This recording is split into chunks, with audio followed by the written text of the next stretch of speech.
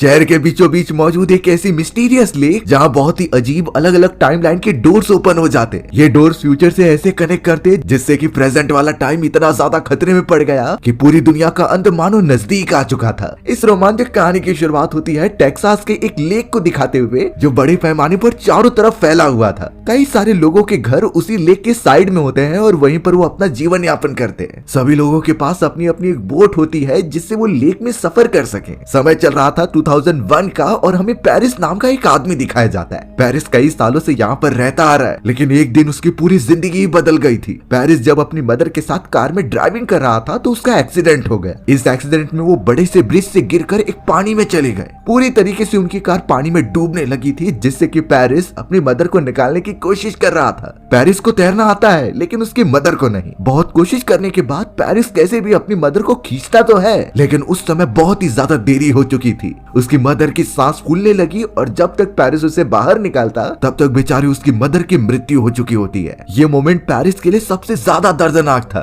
वो कुछ समझ ही नहीं पाया और एक मोमेंट में उसकी मदर उसे छोड़कर चली गई हमेशा हमेशा के लिए। अब तो सिर्फ पेरिस के एक फादर ही थे जो और ज्यादा बीमारी से ग्रस्त होते चले जा रहे होते हैं। पेरिस तो अपनी मदर से ही सबसे ज्यादा प्यार करता, लेकिन अब उसे उसके बिना ही जीना होगा। अगले दिन पेरिस के फादर ने अपने घर के पास ही उसकी मदर का फ्यूनरल रखा था। उस फ्यूनरल में पेरिस के फादर उसे भी बुला रहे होते हैं ताकि वो अटेंड करे अपनी मदर की फ्यूनरल। पर पेरिस के दिमाग में बहुत सारी चीजें घूम रही थी। वो तो अपने मदर की डेथ को एक्सेप्ट ही नहीं कर पा रहा था। इसीलिए पेरिस ने साफ मना कर दिया कि वो फ्यूनरल में नहीं शामिल होगा, उससे ये नहीं हो पाएगा। इसीलिए वो अपनी कार घुमाकर दूसरी तरफ चला गया। अब यहाँ पेरिस कई सारी चीजें नोटिस करता है कि एक्सीडेंट हुआ कैसे। वो तो एकदम नॉर्मल तरीके से आगे बढ़ रहा था ब्रिज के ऊपर। पेरिस को सिर्फ इतना याद है कि गिरने से पहले उसकी मदर को स्ट्रोक आए थे। हालांकि उसकी मदर का इलाज पहले से चल रहा था, लेकिन इस तरीके से अचानक स्ट्रोक आने की वजह से पेरिस डाउट करने लग जाता है मेडिकेशन के ऊपर जिस हॉस्पिटल में उसकी मदर का इलाज हो रहा था। इसीलिए पेरिस सारी इन्वेस्टिगेशन करता है और दवाई चेक करने लगता है। वो तो कंसल्टेंट डॉक्टर से भी जाकर पूछने लगा कि आखिर प्रॉब्लम क्या हुई, लेकिन एक्चुअल में इसका कारण किसी को भी नहीं पता था। पेरिस की तो सी नाम की एक गर्लफ्रेंड होती है जिससे वो बहुत बार अपने प्रॉब्लम शेयर किया करता, लेकिन जब पेरिस की मदर मर गई तो उसने सी से मिलना ही बंद कर दिया। इसीलिए अब सी पेरिस से मिलने चली आती है और उससे सब कुछ शेयर करने के लिए कहती है। पेरिस तो सब कुछ अपने दिल की बात बता देता है कि कैसे वो अपनी मदर की डेथ को भुला नहीं पा रहा है, लेकिन सी के साथ पेरिस को बहुत ही अच्छा लगता था। वो दोनों एक क्वालिटी टाइम स्पेंड करने में लग गए। अब अगले दिन पता चला कि पेरिस अपने काम पर लौट चुका है। वो उसी अनजान लेक की तरफ काम किया करता था किसी प्राइवेट कंपनी के लिए, लेकिन पेरिस को क्या पता कि वो अनजान लेक उसकी पूरी जिंदगी बदलने वाली है। अब यहाँ पेरिस काम करते दौरान नोटिस कर रहा था कि लेक का पानी अचानक कम हो चुका है। पहले ऐसा उसने बिल्कुल भी नोटिस नहीं किया था। इसीलिए अब पेरिस थोड़ा सा देखने के लिए लेक के अंदर चला जाता है। थोड़ी देर तक चलने के बाद कुछ ऐसा हुआ जिससे उसके होश उड़ गए। वो अचानक देख पा रहा था कि ये जगह वो नहीं है जहाँ पर वो रहा करता था। अचानक से जैसे सारी चीजें एकदम से बदल गई हो। आसमान, पेड़ पौधे और ये पूरा इन्वायरमेंट एकदम अजीब जैसा लग रहा हो। पेरिस का रिएक्शन तो काफी चौंका देने वाला था। हालांकि उसने कई सारी साइंस फिक्शन मूवीज देख ली होती हैं, लेकिन इन सारी चीजों का रियलिटी में बात कुछ अलग ही थी। एकदम पैनिक होकर जब वो वापस पीछे भागने लगा तो पता चला कि थोड़ी देर में ही वो वापस उसी जगह पर आ चुका है, यानी कि अपने पहले वाले टाइमलाइन में। अब ये कोई अनजान चीज थी या फिर उसकी आंखों का धोखा, इसीलिए पेरिस इन चीजों पर ज्यादा बिलीव नहीं करता। पेरिस को तो वहाँ से कुछ आवाजें भी आती थी जिसे वो इग्नोर करता चला रहा होता है, पर यही अनजान चीजें उसे फ्यूचर में लेकर जाएगी उसे अंदाजा भी नहीं है।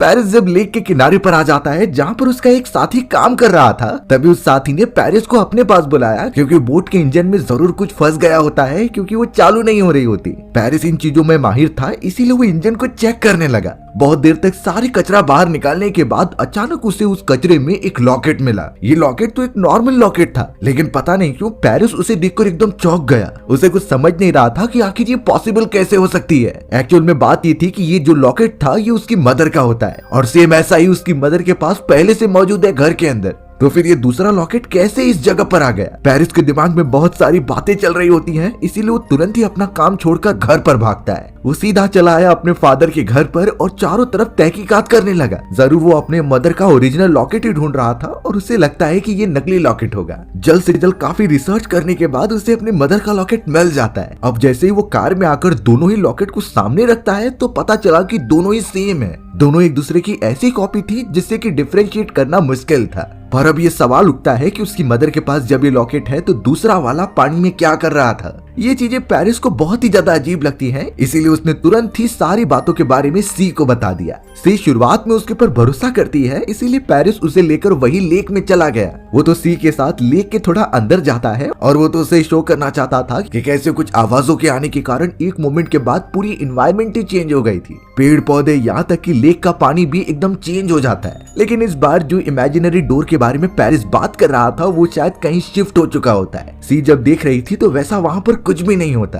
उसे लगने लगा था कि पेरिस अपनी मदर की डेथ के बाद थोड़ा सा डिस्टर्ब हो गया है, उसे आराम करने की जरूरत है। इसीलिए सी पेरिस को समझाते हुए अपने साथ लेकर जाने लग जाती है। पेरिस बेचारा एकदम से परेशान कि ये मिस्टीरियस घटनाएं उसके साथ क्यों हो रही हैं। अब ये पूरा सीन 2022 में शिफ्ट हो जाता है, यानी कि फ्यूचर की तरफ। पूरे कहानी में हम यही दो टाइमलाइन देखेंगे और ये एक दूसरे से बहुत अच्छी तरीके से कनेक्टेड भी हैं। हमें तो अब यहाँ 2022 में एली नाम की एक लड़की दिखाई जाती है जो अपनी मदर सेलेस्ट के साथ रहा करती थी। यहाँ हमें पता चला कि सेलेस्ट का हस्बैंड कई साल पहले उन्हें छोड़कर चला गया था। एली को तो बचपन से ही फादर का प्यार मिल ही नहीं पाया, तो अपनी फैमिली कंप्लीट करने के लिए सेलेस्ट ने दूसरी शादी कर ली। उस आदमी का नाम डैनी होता है जो डाइवोर्स था और उसकी तो सिर्फ एना नाम की एक बेटी थी। सेलेस्ट और डैनी ने शादी कर ली और वो सोच रहे थे कि उनकी फैमिली अब बहुत अच्छी तरीके से रहेगी, पर एली ने ठान लिया कि चाहे कुछ भी हो वो डैनी को अपना फादर नहीं मानेगी। वो उसके रियल फादर की जगह कभी नहीं ले सकता। इनफैक्ट वो तो अपनी मदर से भी नफरत करने लगी थी। एली को सिर्फ कोई अच्छा लगता तो उसकी स्टेप सिस्टर यानी कि एना बहुत ही ज्यादा शांत थी और उन दोनों की बहुत अच्छी बनती भी है, इसीलिए most of the time Ellie और एना साथ ही गुजारते थे।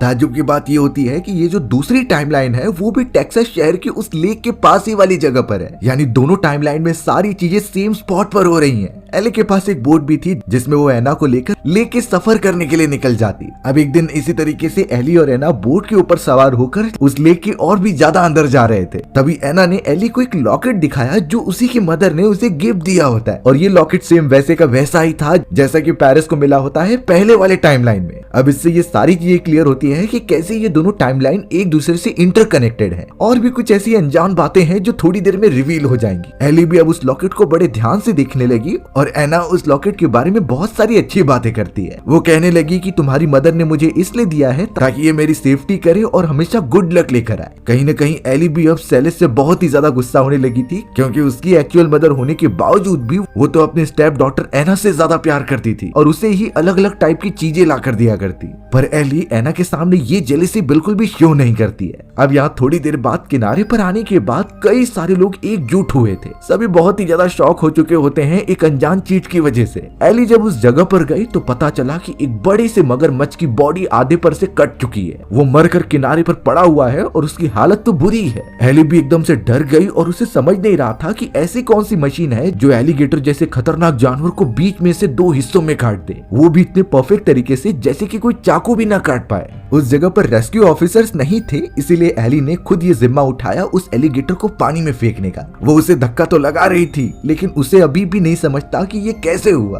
तो ये सिंपल बात अज्यूम की जा सकती है कि लेक के बीच में जो सारे फ्यूचर के डोर्स ओपन हो रहे हैं, उनके बीच में अगर कोई आएगा तो आधा हिस्सा उस फ्यूचर में चला जाएगा और आधा हिस्सा उसी प्रेजेंट टाइम पर रहेगा। तो हो सकता है कि लेक में मौजूद जरूर ये एलिगेटर उस अनजान से डोर के बीच में आ गया होगा। तो ऑब्वियस बात है कि उसका आधा हिस्सा कटना तो जरूर है डोर की वजह से। ये बातें तो एली को बिल्कुल नहीं पता थी और वो सिंपली उसके डेड बॉडी को पानी में फेंक देती है। यानी वो फ्यूचर को कनेक्ट करने वाली डोर जितनी सिंपल दिख रही है उतनी है नहीं, और भी कई सारे खतरे उसके अंदर मौजूद हैं जो धीरे धीरे करके रिवील होंगे। अब यहाँ एली अपने घर पर पहुंचती है जहाँ डैनी के सभी फैमिली मेंबर्स आए थे। एली को बिल्कुल अच्छा नहीं लगता कि जो प्रॉपर्टी सेलेस्ट और उसके फादर की थी उस पर अब डैनी अपनी पूरी फैमिली के साथ कब्जा करना चाहता है। वो तो हमेशा बहस करती रहती और इस समय तो उसका अपनी मदर सेलेस्ट से ही झगड़ा हो जाता है। एक्चुअल में एली का प्लान ये था कि जैसे ही वो अपना हाई स्कूल कंप्लीट करेगी तो वो कोई पार्ट टाइम जॉब करने लगेगी और इस टाउन को छोड़कर चली जाएगी। यानी उसका अपनी मदर और स्टेप फादर के साथ रहने का कोई भी प्लान नहीं था। अब इन्हीं चीजों के लिए एली को अपनी मदर से सिग्नेचर चाहिए थे और अपने फादर का डेथ सर्टिफिकेट भी।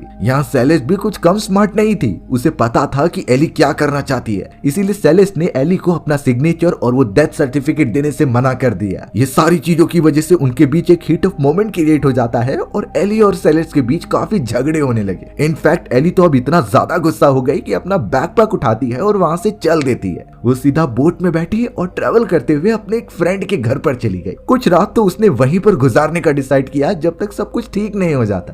अब सुबह उठने के बाद एली को कई सारे मिस कॉल आए थे अपनी मदर के। उसे लगने लगा कि उसकी फैमिली वाले काफी टेंशन ले रहे हैं उसके लिए, इसीलिए एली अपना गुस्सा साइड में रखकर वापस बोट पर बैठकर आ जाती है अपने घर की तरफ। अब जैसे ही एली इंटर कर रही थी तो उसे एना कहीं भी नहीं दिखाई देती। उसने घर के चारों तरफ एना को ढूंढ लिया था पर उसका नामो निशान भी नहीं होता। सारे फैमिली मेंबर्स एकदम से परेशान हो चुके थे क्योंकि एना कहीं भी मिल नहीं रही होती। उसने तो कुछ बताया भी नहीं और अचानक से गायब हो गई। एना के स्टेप फादर डैनी भी अब बाहर की तरफ सर्च करने के लिए जाते हैं और जब वो किनारे के पास पहुंचे तो पता चला कि एली जिस बोट से यहाँ पर आई थी वो भी गायब हो चुकी है। एली ने भी ये कंफर्म किया और लग रहा था कि किसी ने उसकी बोट चुरा ली है, लेकिन अब देखने से सारा शक एली के ऊपर ही आ रहा था कि उसने मैनिपुलेट किया एना को वहाँ से भागने के लिए। धीरे धीरे ये बातें पुलिस ऑफिसर्स को पता चल गई और वो भी अपनी इन्वेस्टिगेशन चालू कर देते हैं। हर तरफ देखा जाने लगा लेकिन अभी तक कोई रिजल्ट नहीं मिला होता। एली की मदर सेलेस्ट तो उसे ही ब्लेम कर रही थी कि तुम्हारी वजह से ये हुआ है। तुम अगर ये हिट अप मोमेंट नहीं क्रिएट करती और यहाँ से नहीं भागती तो हो सकता था कि एना भी यहाँ से नहीं गायब हुई होती।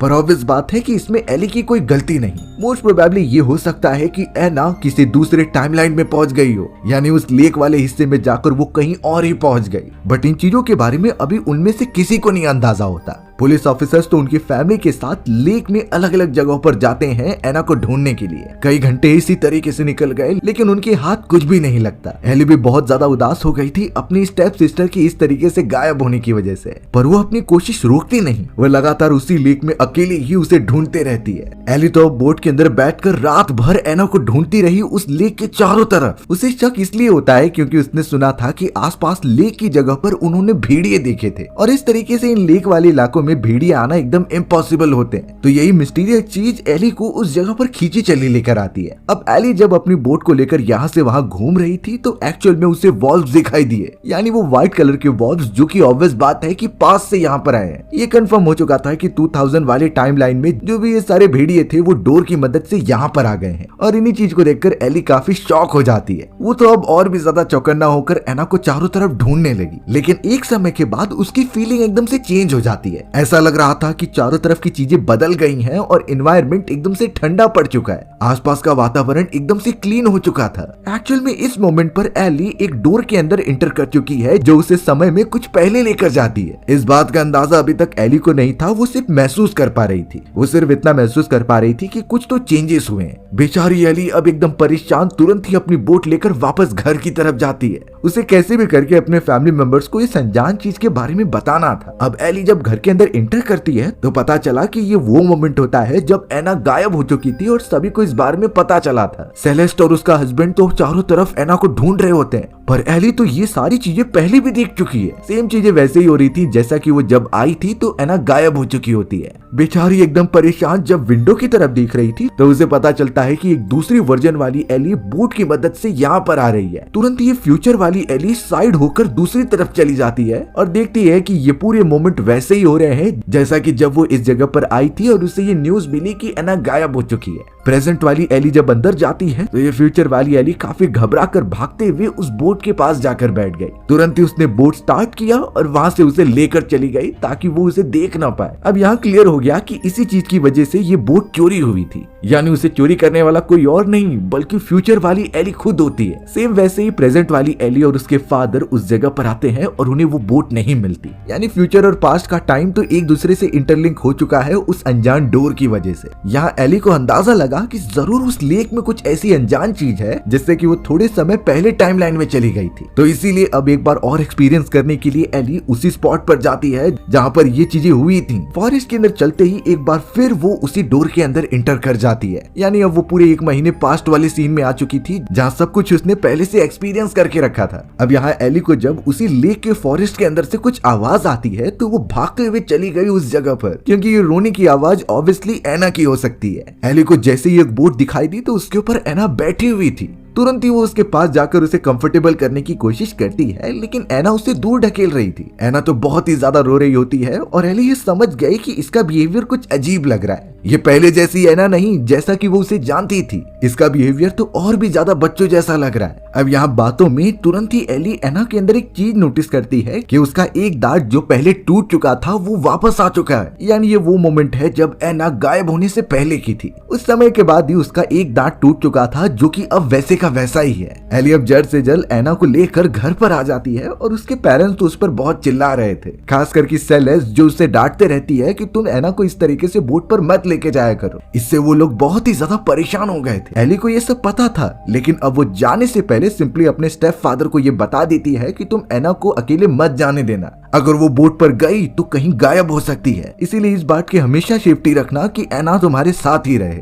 अब एली को तो लग रहा था कि उसने एना को बचा लिया, लेकिन प्रॉब्लम की बात ये होती है कि इस टाइमलाइन में तो उसने एना को बचा लिया, लेकिन जिस टाइमलाइन में वो एक्चुअल गायब हुई है वो तो अभी भी कंटिन्यू है। आखिर वो फ्यूचर वाली एना कहाँ चली गई उसे नहीं पता। एली की नॉलेज इस पॉइंट पर आकर खत्म हो जाती है कि वो किस तरीके से सोचे। क्या ये सारी चीजें एक टाइम मशीन की तरह है जो उसे फ्यूचर या फिर पास्ट में लेकर जा सकती है, और हो सकता है कि एली भी उसी किसी पास्ट या फ्यूचर वाली टाइमलाइन में पहुंच गई हो। अब तुरंत ही ये पूरा सीन 2000 में चला जाता है जहाँ पर हमें पेरिस दिखाया जा रहा था। पेरिस को उसी लेक के बीच कुछ आवाजें आती हैं, इसीलिए वो भागता हुआ चला गया। तुरंत ही वो एक पोर्टल क्रॉस करता है जो कि दूसरे टाइमलाइन में ओपन होता था। सारी चीजें रात से एकदम दिन हो चुकी होती हैं और एकदम पूरा वातावरण चेंज हो गया था। अब यहाँ पेरिस एक शॉकिंग रियलिटी देख पा रहा होता है कि वो पूरी जगह एकदम से वीरान है। ना तो वहाँ पर लेक थी और ना ही वहाँ पर डैम बने हुए थे। एक्चुअल में वो 19th सेंचुरी में आ चुका था जब ये सारी चीजें कंस्ट्रक्ट हो रही थी। इवन वहाँ के बड़े बड़े डैम्स भी अभी अभी बनाए जा रहे होते हैं। पेरिस को तो अब यहाँ ये कंफर्म हो चुका था कि जरूर ये कोई अनजान पोर्टल है जो उसे अलग अलग टाइमलाइन में लेकर जा रहा है। एक समय पर तो वो इसे झूठ ठहराने की कोशिश कर रहा था, पर वो सच्चाई को आखिरकार कैसे न करता। अब अचानक जब पेरिस पीछे मुड़ता है तो उसे एक छोटी बच्ची दिखाई दी। वो बच्ची काफी घायल हो चुकी होती है, इसीलिए बेहोश थी। पेरिस जब उसे उठाकर देखता है तो पता चला कि ये एक्चुअल में एना है, जो शायद उस पोर्टल से टाइम ट्रेवल करके पास्ट में चली आई है। इंसानियत के नाते पेरिस ने एना को उठाया और उसे सेफ जगह पर लेकर जाने लगा। आसपास कंस्ट्रक्शन का काम जोरों शोरों से चल रहा था। अब पेरिस जब आसपास देखने लग जाता है तभी उसे कुछ वर्कर्स दिखाई दिए। वो तुरंत ही घायल पड़ी हुई एना को उनके पास लेकर चला गया ताकि वो उसका ट्रीटमेंट कर सके। एना की हालत खराब थी और उसे मेडिकेशन की जरूरत होती है। वहाँ पर जितने भी वर्कर्स थे वो जल्द से जल्द एना को पकड़ते हैं और अपनी गाड़ी के अंदर रख देते हैं। अब यहाँ इन चीजों से एकदम परेशान पेरिस तुरंत ही एक आदमी से पूछ लेता है कि ये कौन सा समय चल रहा है। उस बूढ़े आदमी ने 1952 कहा, यानी कि सच में वो एकदम पास्ट में पहुंच चुका है 19th सेंचुरी के अंदर। पेरिस का चेहरा एकदम वैसा ही हो गया था जैसा कि कोई मॉन्स्टर को देखकर हो सकता है। अब वो सारे वर्कर्स पेरिस के ऊपर शक करने लगे कि उसने ही कहीं इस लड़की के साथ कुछ गलत तो नहीं किया। वो सभी उसके बारे में पूछताछ करने लगे थे। तभी वो फॉरेस्ट की तरफ भागते हुए उस लेक की तरफ चला गया जहाँ का पानी ऑलमोस्ट खत्म हो चुका होता है। अब यहाँ पेरिस जल्द से जल्द उस पूरी जगह का नक्शा निकालता है जो उसके पास हुआ करता था। अब वो लेक का वर्कर था तो उसे सारी नॉलेज होती है कि कब वो लेक का पानी ज्यादा हो जाता और कब पूरी तरीके से खाली हो जाता। अब उसने एक शॉकिंग बात नोटिस की कि जब भी उस लेक का पानी नीचे जा रहा है तभी उसे ट्रेवल करने की अपॉर्चुनिटी मिल रही है। यानी हो सकता है कि जब भी लेक का पानी कम होगा तो वो पोर्टल ओपन हो जाता और उसे फ्यूचर या फिर पास्ट वाले टाइमलाइन में लेकर चले जाता। पेरिस इन चीजों में एकदम उलझ सा गया था, लेकिन एक मोमेंट पर उसने जाकर सब कुछ एक्सेप्ट कर लिया। उसके दिमाग में ये आता है कि अगर वो फ्यूचर या फिर पास्ट में जा सकता है तो वो अपनी मदर का एक्सीडेंट होने से बचा सकता था।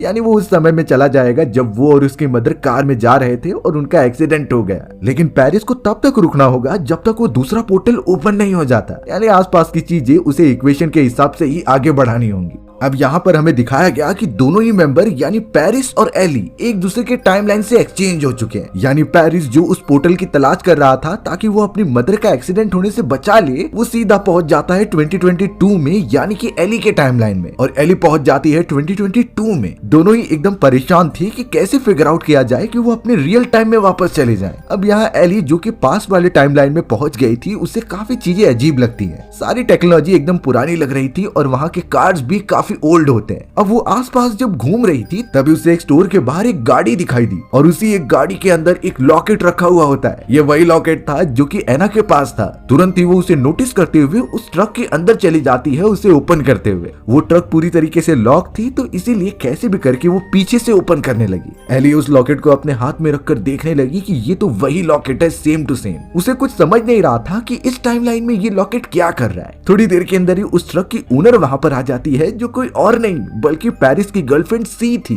सी यहाँ एली को देखकर कोई चोर समझ रही होती है कि वो उसके ट्रक में घुसकर कुछ चुरा रही है, इसीलिए वो तुरंत ही एली को पकड़कर उससे पूछने लगी कि तुम कौन हो। लेकिन एली को तो सिर्फ एक बात जाननी थी कि ये लॉकेट उसके पास कैसे आया। वो तो बार बार सी से एक ही चीज पूछ रही होती है। तब जाकर सी ने ये बता दिया कि ये मेरे हस्बैंड की मदर का था जो उन्होंने अपने बेटे को दिया था, लेकिन अब इसका कुछ फायदा नहीं क्योंकि मेरा हस्बैंड मुझे छोड़कर जा चुका है। सबसे शॉकिंग बात ये होती है सी का एक्चुअल नाम सेलेस्ट होता है। यानी गौर किया जाए तो इससे क्लियर हो जाता है कि सामने मौजूद लेडी कोई और नहीं बल्कि एली की एक्चुअल मदर है जो कि जवान हुआ करती थी और रिसेंटली सेलेस्ट ने एक बच्चे को जन्म दिया था। तो वो छोटी बच्ची कोई और नहीं बल्कि एली है जो 2002 में जन्म ली थी। एली को अब समझ जाता है कि जो गायब हुआ है यानी कि पेरिस वो कोई और नहीं उसके फादर है और अनजान तरीके से गायब होने के कारण सेलेस्ट को लगता था कि उसका हस्बैंड उसे छोड़कर चला गया। एली के दिमाग में जो कंफ्यूजन थे वो एकदम क्लियर होते चले जा रहे थे। यानी बेचारा पेरिस जो उस टाइमलाइन में पहली बार गया था वो वापस कभी अपने एक्चुअल टाइमलाइन में लौट कर ही नहीं आया। तब से लेकर आज तक वो लापता है। एली को हर बातें समझ में आ चुकी थी पर अब डिसीजन लेना उसका काम है कि वो क्या करे।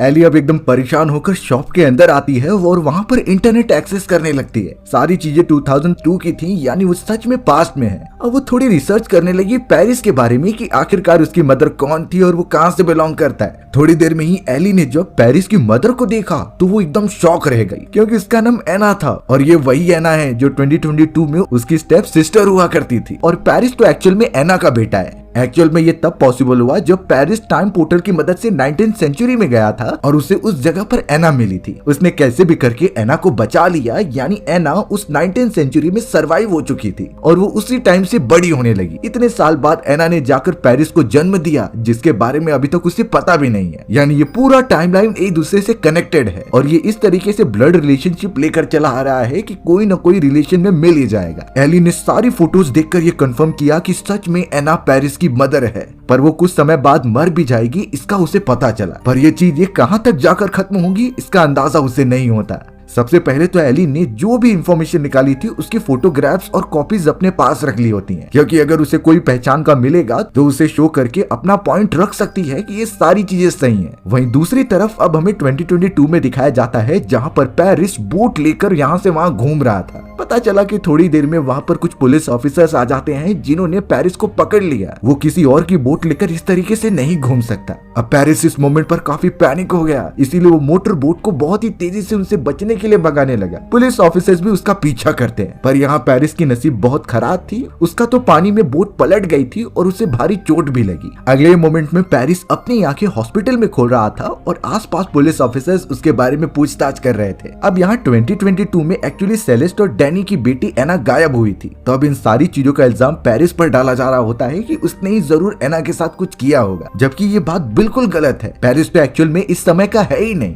पेरिस ये सारी बातें कैसे बताए उसे समझ नहीं रहा था। कई देर तक ऑफिसर्स उस पर इन्वेस्टिगेशन करते हैं और कहते हैं कि इससे सजा मिलनी चाहिए। पेरिस का ट्रीटमेंट चल रहा था लेकिन उसे पता होता है कि लेक का पानी कभी भी कम हो सकता है। ऐसा हुआ तो वो हमेशा हमेशा के लिए यहाँ पर फंसा रह जाएगा। इसीलिए पेरिस ने कोशिश की वहाँ से भागने की। जल्द से जल्द वो सारे डॉक्टर्स और ऑफिसर्स को चकमा देकर ऊपर चला आता है और कैसे भी करके बाहर निकलकर एक कार को हाईजैक करने की कोशिश करता है। कार में से जैसे ही दो कपल बाहर निकले तो पता चला कि ये कोई और नहीं बल्कि सेलेस्ट और डैनी है। सेलेस्ट जो पहले से काफी ज्यादा बूढ़ी हो चुकी थी वो पेरिस को देखकर एकदम चौंक जाती है। उसने तो पेरिस को पहचान लिया था क्योंकि पेरिस वैसे का वैसा ही है, उसकी एज बिल्कुल नहीं बढ़ी। पर पेरिस सेलेस्ट को पहचान नहीं पाता। तुरंत ही वो उन दोनों की कार ले लेता है और वहाँ से भागने लगता है। इस मोमेंट पर सेलेस्ट का चेहरा एकदम शॉक वाला था क्योंकि उसे लगा कि पेरिस उसे छोड़कर भाग गया है, जबकि ये बात कुछ और ही है। पुलिस ऑफिसर्स अपनी कार से कई देर तक उसे चेस करते रहे और आखिरकार पेरिस अपनी कार को एक ब्रिज के ऊपर आकर रोक देता है। पुलिस ऑफिसर्स ने उसे चारों तरफ से घेर लिया था। अब यहाँ सभी से बचने के लिए पेरिस ने तुरंत ही उस लेक के पानी में जंप लगा दिया, ये सोचते हुए कि वो टाइम ट्रेवल कर जाएगा। लेकिन लेक का पानी पहले ही ज्यादा भर चुका था। बहुत कोशिश करने के बावजूद भी पेरिस बाहर नहीं निकल पाता और डूबने की वजह से उसकी मौत हो गई। ये सारी चीजें एक दूसरे से इंटरलिंक थी और शॉकिंग बात हुई कि उसके कुछ मोमेंट बाद हमें वो चीज दिखाई जाती है जब पेरिस और उसके मदर का एक्सीडेंट हो चुका था और वो दोनों डूब रहे थे। यानी कि जो पेरिस फ्यूचर में आया था वो मर चुका होता है और प्रेजेंट में जो पेरिस है उसकी मदर भी मर गई, जिससे कि ये लूप जो क्रिएट हुआ था वो अपने आप ही यहाँ पर बंद हो जाता है। यानी कोई भी किसी भी तरीके से इसे वापस से रिपीट नहीं कर सकता। जो चेंज पास्ट से लेकर फ्यूचर तक जा रही थी वो सब एक दूसरे से जुड़ी हुई होती है।